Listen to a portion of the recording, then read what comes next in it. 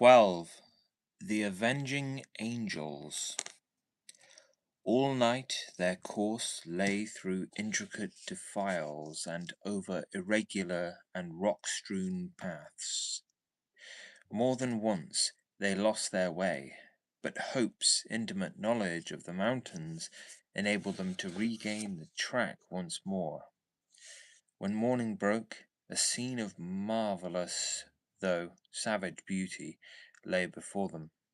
In every direction, the great snow-capped peaks hemmed them in, peeping over each other's shoulders to the far horizon.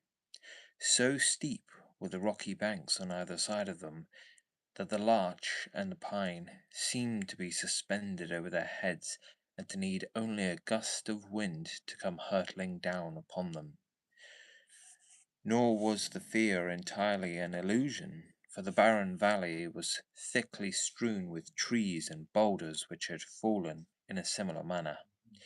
Even as they passed, a great rock came thundering down with a hoarse rattle which woke the echoes in the silent gorges and startled the weary horses into a gallop. As the sun rose slowly above the eastern horizon, the caps of the great mountains lit up, one after the other, like lamps at a festival, until they were all ruddy and glowing. The magnificent spectacle cheered the hearts of the three fugitives and gave them fresh energy. At a wild torrent which swept out of a ravine, they called a halt and watered their horses while they partook of a hasty breakfast. Lucy and her father would fain have rested longer, but Jefferson Hope was inexorable. "They will be upon our track by this time," he said. "Everything depends upon our speed. Once safe in Carson, we may rest for the remainder of our lives." During the whole of that day, they struggled on through the defiles, and by evening they calculated that they were more than 30 miles from their enemies. At night time, they chose the base of a beetling crag, where the rocks offered some protection from the chill wind, and there, huddled together for warmth, they enjoyed a few hours' sleep. Before daybreak, however, they were up and on their way once more. They had seen no signs of any pursuers, and Jefferson Hope began to think that they were fairly out of the reach of the terrible organization whose enmity they had incurred. He little knew how far that iron grasp could reach, or how soon it was to close upon them and crush them. About the middle of the second day of their flight, their scanty store of provisions began to run out. This gave the hunter little uneasiness, however, for there was game to be had among the mountains, and he had frequently before had to depend upon his rifle for the needs of life. Choosing a sheltered nook, he piled together a few dried branches and made a blazing fire, at which his companions might warm themselves, for they were now nearly 5,000 feet above the sea level, and the air was bitter and keen. Having tethered the horses and bade Lucy adieu, he threw his gun over his shoulder and set out in search of whatever chance might throw in his way. Looking back, he saw the old man and the young girl crouching over the blazing fire, while the three animals stood motionless in the background. Then the intervening rocks hid them from his view. He walked for a couple of miles through one ravine after another without success, though from the marks upon the bark of the trees and other indications, he judged that there were numerous bears in the vicinity. At last, after 2 or 3 hours' fruitless search, he was thinking of turning back in despair, when casting his eyes upwards, he saw a sight which sent a thrill of pleasure through his heart. On the edge of a jutting pinnacle, 300 or 400 feet above him, there stood a creature somewhat resembling a sheep in appearance, but armed with a pair of gigantic horns. The bighorn, for so it is called, was acting, probably, as a guardian over a flock which was invisible to the hunter, but fortunately it was heading in the opposite direction and had not perceived him. Lying on his face, he rested his rifle upon a rock and took a long and steady aim before drawing the trigger. The animal sprang into the air, tottered for a moment upon the edge of the precipice, and then came crashing down into the valley beneath. The creature was too unwieldy to lift, so the hunter contented himself with cutting away one haunch and part of the flank. With this trophy over his shoulder, he hastened to retrace his steps, for the evening was already drawing in. He had hardly started, however, before he realized the difficulty which faced him.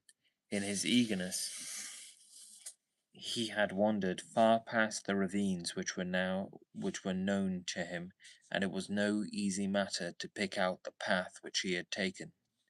The valley in which he found himself divided and subdivided into many gorges, which were so like each other that it was impossible to distinguish one from the other.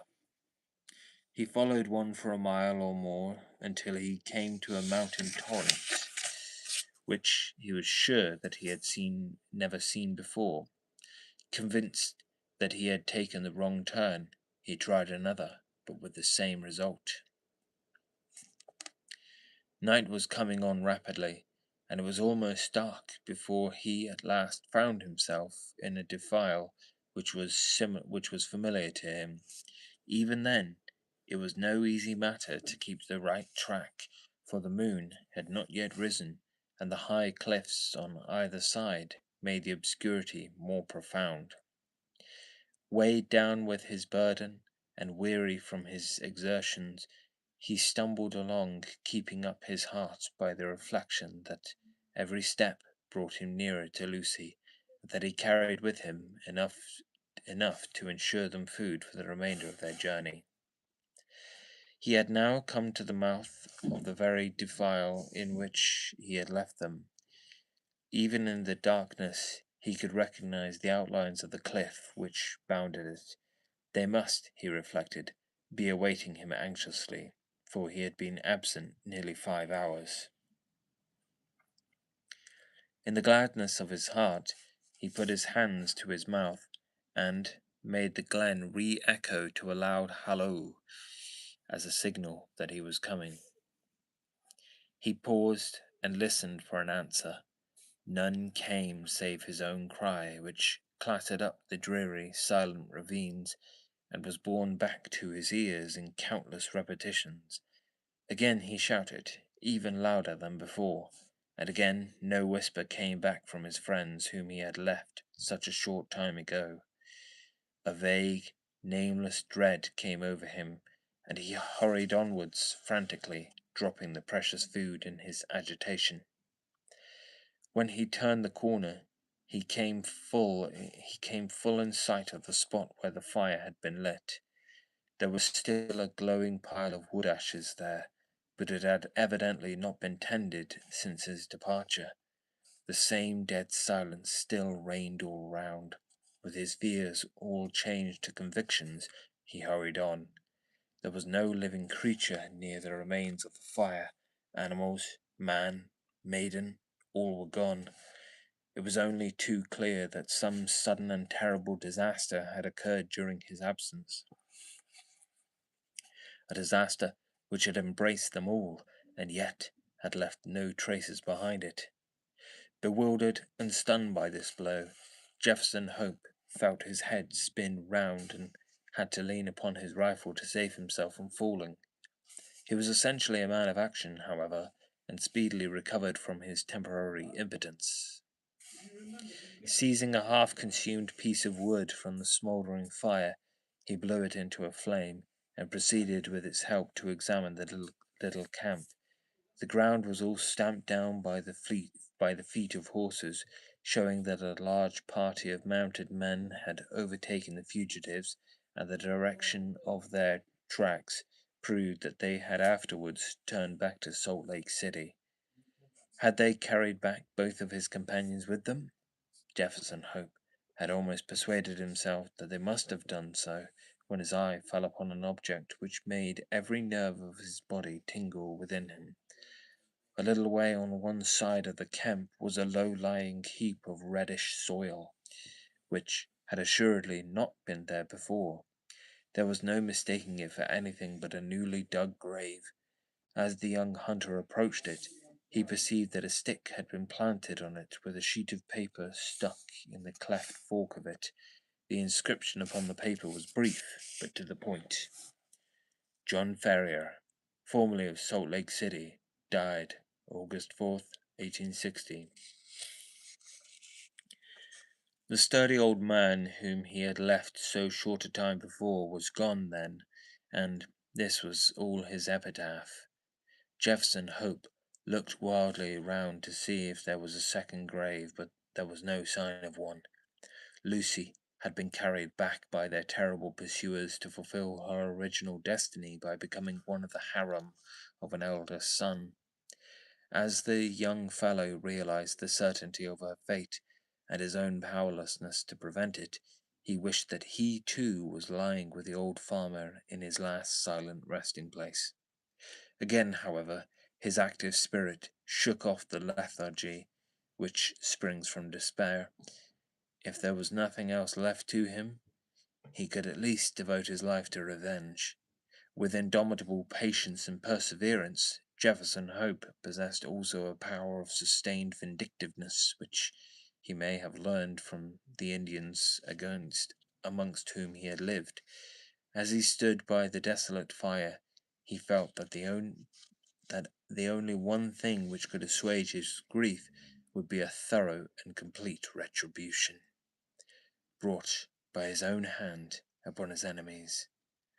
His strong will and untiring energy should, he determined, be devoted to that one end. With a grim white face, he retraced his steps to where he had dropped the food, and having stirred up the smouldering fire, he cooked enough to last him for a few days. This he made up into a bundle, and, tired as he was, he set himself to walk back through the mountains upon the track of the avenging angels. For 5 days he toiled footsore and weary through the defiles which he had already traversed on horseback. At night he flung himself down among the rocks and snatched a few hours of sleep, but before daybreak he was always well on his way. On the 6th day he reached the Eagle Canyon from which they had commenced their ill-fated flight. Thence he could look down upon the home of the saints. Worn and exhausted, he leaned upon his rifle and shook his gaunt hand fiercely at the silent, widespread city beneath him. As he looked at it, he observed that there were flags in some of the principal streets and other signs of festivity. He was still speculating as to what this might mean when he heard the clatter of a horse's hoofs and saw a mounted man riding towards him. As he approached, he recognized him as a Mormon named Cowper, to whom he had rendered services at different times. He therefore accosted him when he got up to him, with the object of finding out what Lucy Ferrier's fate had been. "I am Jefferson Hope," he said. "You remember me?" The Mormon looked at him with undisguised astonishment. Indeed, it was difficult to recognize in this tattered, unkempt wanderer, with ghastly white face and fierce wild eyes, the spruce young hunter of former days. Having, however, at last satisfied himself as to his identity, the man's surprise changed to consternation. "You are mad to come here," he cried. "It is as much as my own life is worth to be seen talking with you. There is a warrant against you from the Holy Four for assisting the Ferriers away." "I don't fear them or their warrant," Hope said earnestly. "You must know something of this matter, Cowper. I conjure you by everything you hold dear to answer a few questions. We have always been friends. For God's sake, don't refuse to answer me." "What is it?" the Mormon asked uneasily. "Be quick. The very rocks have ears and the trees eyes. What has become of Lucy Ferrier?" "She was married yesterday to young Drebber. "Hold up, man, hold up. You have no life left in you." "Don't mind me," said Hope faintly. He was white to the very lips and had sunk down on the stone against which he had been leaning. "Married, you say?" "Married yesterday. That's what those flags are for on the endowment house." There was some words between young Drebber and young Stangerson as to which was to have her. They had both been in the party that followed them, and Stangerson had shot her father, which seemed to give him the best claim.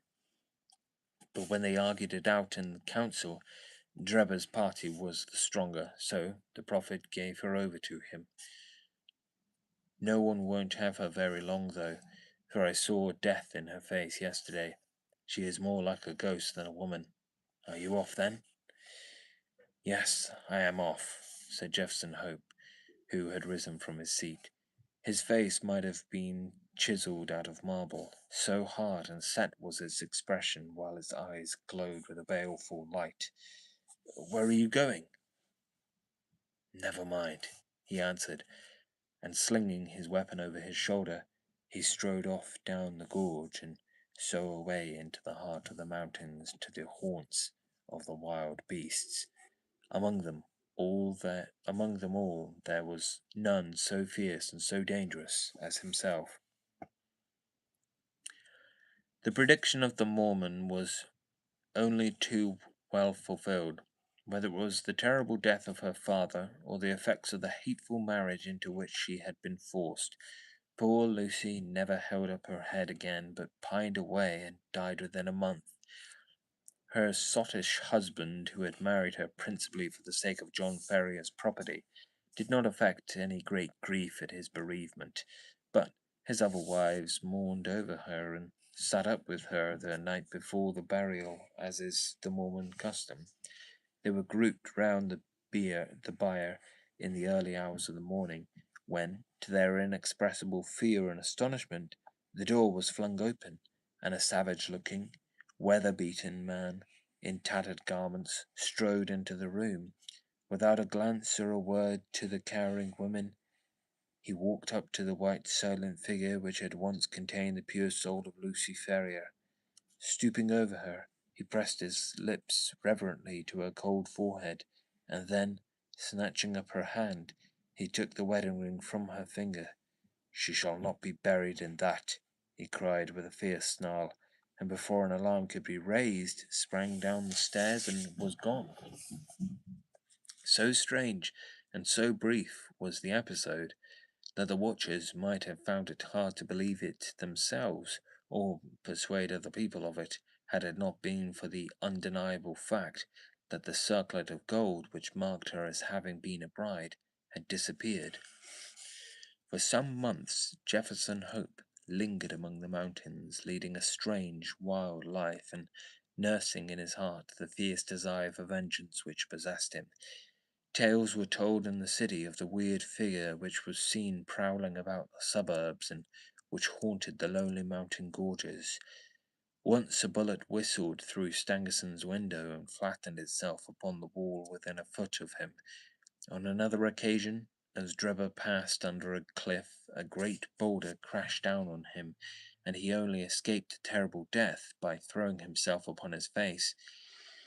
The two young Mormons were not long in discovering the reason of these attempts upon their lives, and led repeated expeditions into the mountains in the hope of capturing or killing their enemy, but always without success. Then they adopted the precaution of never going out alone or after nightfall, and of having their horses guarded. After a time they were able to relax these measures, for nothing was either heard or seen of their opponent, and they hoped that time had cooled his vindictiveness. Far from doing so, it had, if anything, augmented it. The hunter's mind was of a hard, unyielding nature, and the predominant idea of revenge had taken such complete possession of it that there was no room for any other emotion. He was, however, above all things, practical. He soon realized that even his iron constitution could not stand the incessant strain which he was putting upon it. Exposure and want of wholesome food were wearing him out. If he died like a dog among the mountains, what was to become of his revenge then? And yet such a death was sure to overtake him if he persisted. He felt that he was to play his enemy's game, so he reluctantly returned to the old Nevada mines, there to recruit his health and to amass money enough to allow him to pursue his object without privation. His intention had been to be absent a year at the most, but a combination of unforeseen circumstances prevented his leaving the mines for nearly 5. At the end of that time, however, his memory of his wrongs and his craving for revenge were quite as keen as on that memorable night when he stood by John Ferrier's grave. Disguised and under an assumed name, he returned to Salt Lake City, careless what became of his own life as long as he obtained what he knew to be justice. There he found evil tidings awaiting him. There had been a schism among the chosen people a few months before, some of the younger members of the church having rebelled against the authority of the elders, and the result had been the secession of a certain number of the malcontents who had left Utah and became Gentiles. Among these had been Drebber and Stangerson, and no one knew whither they had gone. Rumor reported that Drebber had managed to convert a large part of his property into money, and that he had departed a wealthy man, while his companion Stangerson was comparatively poor. There was no clue at all, however, as to their whereabouts. Many a man, however vindictive, would have abandoned all thought of revenge in the face of such a difficulty, but Jefferson Hope never faltered for a moment. With the small competence he possessed, eked out by such employment as he could pick up, he travelled from town to town through the United States in quest of his enemies. Year passed into year. His black hair turned grizzled, but still he wandered on, a human bloodhound, with his mind wholly set upon the one object to which he had devoted his life. At last his perseverance was rewarded. It was but a glance of a face in a window, but that one glance told him that Cleveland in Ohio possessed the men whom he was in pursuit of. He returned to his miserable lodgings with his plan of vengeance all arranged. It chanced, however, that Drebber, looking from his window, had recognized the vagrant in the street, and had read murder in his eyes. He hurried before a justice of the peace, accompanied by Stangerson, who had become his private secretary, and represented to him that they were in danger of their lives from the jealousy and hatred of an old rival. That evening Jefferson Hope was taken into custody, and, not being able to find sureties, was detained for some weeks. When at last he was liberated, it was only to find that Drebber's house was deserted, and that he and his secretary had departed for Europe. Again the Avenger had been foiled, and again his concentrated hatred urged him to continue the pursuit. Funds were wanting, however, and for some time he had to return to work, saving every dollar for his approaching journey. At last, having collected enough to keep life in him, he departed for Europe and tracked his enemies from city to city, working his way in any menial capacity, but never overtaking the fugitives. When he reached St. Petersburg, they had departed for Paris, and when he followed them there, he learned that they had just set off for Copenhagen. At the Danish capital, he was again a few days late, for they had journeyed on to London, where he at last succeeded in running them to earth. As to what occurred there, we cannot do better than quote the old hunter's account, as duly recorded in Dr. Watson's journal, to which we are already under such obligations.